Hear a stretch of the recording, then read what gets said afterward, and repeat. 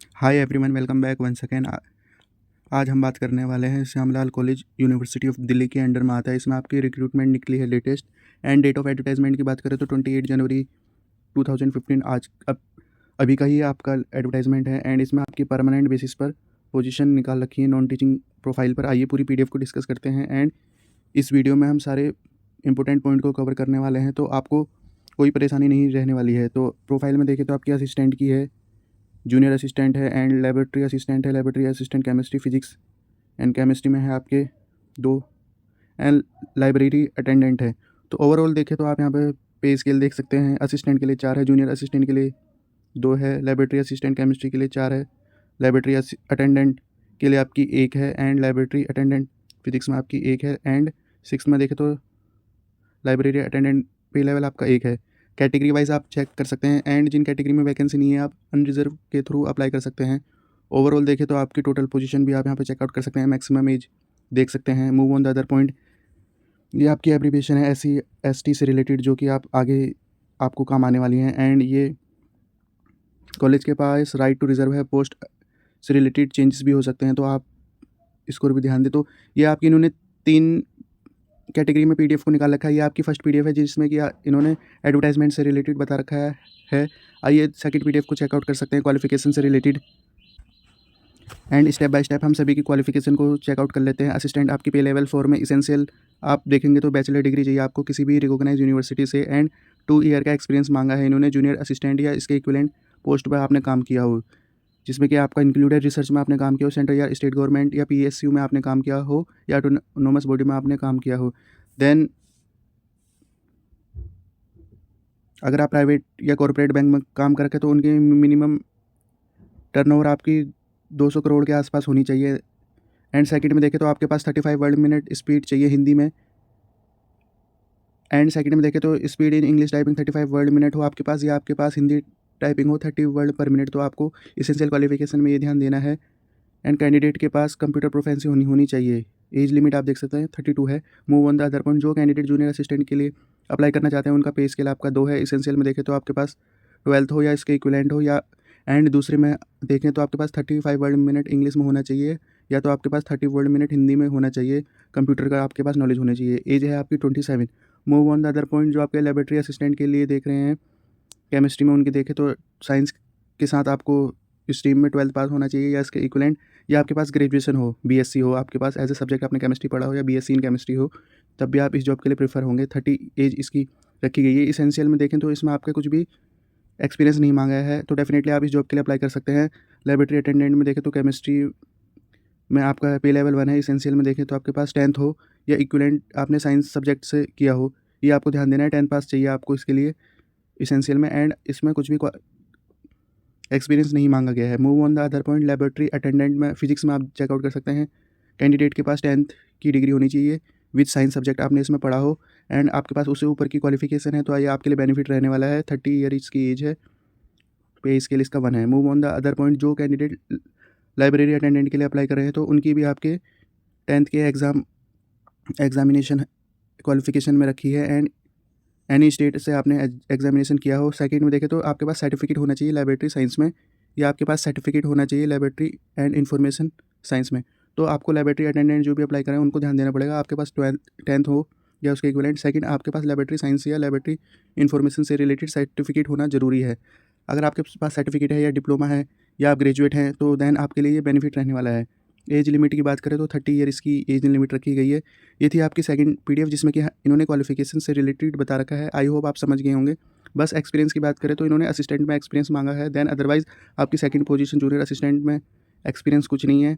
Laboratory assistant chemistry में भी आपका कुछ एक्सपीरियंस नहीं है। एंड आपके लेबोरेटरी अटेंडेंट केमिस्ट्री में भी आपका एक्सपीरियंस नहीं है 10th के बिहाफ पर, 12th के बिहाफ पर। और आपका ग्रेजुएशन की बात करें तो सिर्फ आपका ग्रेजुएशन चाहिए असिस्टेंट में। देन आप जूनियर असिस्टेंट लेबोरेटरी 12th पास आप कर सकते हैं। एंड लेबोरेटरी अटेंडेंट फिजिक्स में आपके पास 10th पास चाहिए। एंड लाइब्रेरी अटेंडेंट में भी आपके पास 10th चाहिए।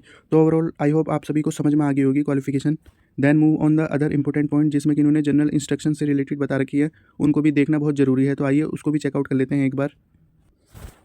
एंड ये आपका थर्ड पीडीएफ है जिसमें कि इन्होंने जनरल इंस्ट्रक्शन से रिलेटेड बता रखा है एंड मैंने कुछ पॉइंट को हाईलाइट किया है, तो उनको देखना बहुत ज़रूरी है। तो आइए इससे रिलेटेड हम पूरी PDF को कवर करते हैं। जनरल इंस्ट्रक्शन में देखें तो application should be process the prescribe qualification experience closing date आपको बता रखी है, उससे रिलेटेड आपको टाइम से एप्लीकेशन को प्रोसेस कर देना है। And move on the second point, जिसमें कि आपकी जनरल और अनरिजर्व कैटेगरी के लिए 1000 की फ़ीस रखी गई है, OBC NCL के लिए 800 की and SC ST PWD female candidate के लिए 500 की।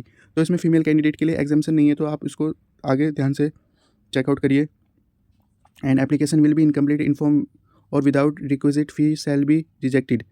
आपकी इनकम्प्लीट इन्फॉर्मेशन होगी तो फीस आपकी रिजेक्ट हो जाएगी।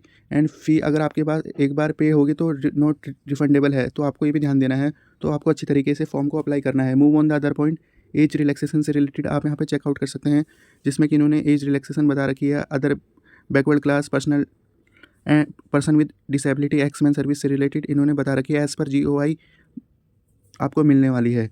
अपर एज से रिलेटेड बात करें तो मैक्सिमम 5 ईयर का इन्होंने बता रखा है, जो कि हमने पीछे चेकआउट कर लिया था उससे related. And at least 3 year regular service in same और allied field organization under government department statutory bodies autonomous body, इस पर भी हमने पीछे बात कर ली है, तो आप इसको भी जरूर एक बार चेकआउट कर सकते हैं। Move on the other point, upper age limit as prescribe the direct recruitment shall not be insist upon in the case of department candidate of the university. तो आपको इस पर भी ध्यान देना है, अपर एज प्रिस्क्राइब नहीं होगी डायरेक्ट रिक्रूटमेंट में, जो अगर वहाँ के कैंडिडेट डिपार्टमेंट के कैंडिडेट हैं तो। And move on the other point, ये आपके अपर ले से इमिटेड हमने बात कर ली है। मैक्सिमम एज मैंने आपको बता दी थी, SC OBC NCL को आप अनरिजर्व कैटेगरी के थ्रू अप्लाई कर सकते हैं।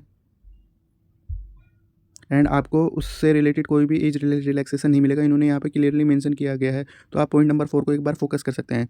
Move on the other point, category से रिलेटेड का सर्टिफिकेट से रिलेटेड ये है आपका फॉर्मेट। इससे रिलेटेड आपका NCL का सेंट्रल गवर्नमेंट की लिस्ट में आपका OBC NCL का सर्टिफिकेट लगेगा, देन EWS का आपका सर्टिफिकेट लगेगा पिछले फाइनेंशियल ईयर का। एंड 6 पॉइंट हमारे लिए इंपॉर्टेंट है, जो कैंडिडेट आपके कहीं और काम कर रहे हैं, कहीं और in the sense state government PSU आपका प्राइवेट या सेंट्रल गवर्नमेंट में, तो उनका NOC सर्टिफिकेट लगेगा। अदरवाइज़ आपको बाद में फिर परेशानी हो सकती है।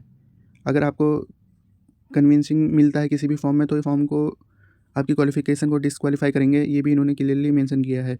पॉइंट नंबर 9 में देखें तो अगर कोई डिस्प्यूट होता है तो डिस्प्यूट का कोर्ट आपका दिल्ली कोर्ट रहने वाला है। एंड ये आपके जनरल इंस्ट्रक्शन है, इनमें आपको कुछ भी परेशानी नहीं आने वाली है। आप इनको एक बार चेकआउट कर लीजिएगा, मैं आपको दिखा देता हूँ। एंड ये कॉलेज को राइट टू रिजर्व रहने वाला है आपके एजुकेशन में, and applied on contract deputation basis पर, ये आप एक बार चेकआउट कर सकते हैं। एंड ये आपके 1567 आपके नॉर्मल पॉइंट है, इनको आप एक बार चेकआउट कर सकते हैं। Move on the other point, इन्होंने 8 पॉइंट नंबर 18 में बता रखा है, no TADA will be sell provide at the written और skill test related. And last date application submit present advertisement upload on the college website. College website पर आपको frequently visit करना है। And the selection made on the exam scheme से related आपका इसमें selection रहेगा, जो भी इनका एग्जाम स्किल है। एंड अगर कोई आपको कोई प्रॉब्लम होती है तो आप इस ईमेल ID पर भी अपनी प्रॉब्लम के रिगार्डिंग इनसे बात कर सकते हैं। तो ये थे आपके जनरल इंस्ट्रक्शन में। जनरल इंस्ट्रक्शन में हमारे कुछ ही पॉइंट काम के निकले, जिसमें कि मैं आपको हाईलाइट कर देता हूँ। एक तो आपका फीस से रिलेटेड है, फीस पर आपको फोकस करना है। एज से रिलेटेड हमने पीछे बात कर ली थी, अपर एज से रिलेटेड। एंड सर्टिफिकेट आपको लगने वाला है, सर्टिफिकेट पर हमें ध्यान देना है। SC ST OBC and EWS candidate को इस पर ध्यान देना है। ऑल इंडिया कैंडिडेट सभी इसमें अप्लाई कर सकते हैं। एंड अगर आप जनरल कैटेगरी से हैं, अदर कैटेगरी से हैं, आपकी कैटेगरी में अपॉर्चुनिटी नहीं है, तो देन आप अनरिजर्व कैटेगरी से अप्लाई करेंगे, तो उससे रिलेटेड भी इन्होंने बता रखा है कि आपको रिलैक्सेशन नहीं मिलेगा। और ये पॉइंट थे, NOC सर्टिफिकेट चाहिए जो कैंडिडेट कहीं और अप्लाई कर रहे हैं। तो ये थी इस PDF में इंपॉर्टेंट पॉइंट। तो डियर फ्रेंड, देखें तो आपकी परमानेंट बेसिस पर आपकी पोजीशन निकली है, तो ग्रेट अपॉर्चुनिटी रह जाती है कैंडिडेट से related. Assistant, junior assistant, laboratory assistant, physics and chemistry attendant, आप यहाँ पे चेकआउट कर सकते हैं। तो आपकी ओवरऑल काफ़ी अच्छी पोजीशन है, तो ज़रूर आपको इस जॉब के लिए अप्लाई करनी चाहिए। तो रखते हैं इस वीडियो को इसी पॉइंट तक। अगर आपको कोई क्वेरी रहती है देन आप कमेंट बॉक्स पर डिस्कस कर सकते हैं। रखते हैं इस वीडियो को इसी पॉइंट तक। Thank you for watching this opportunity.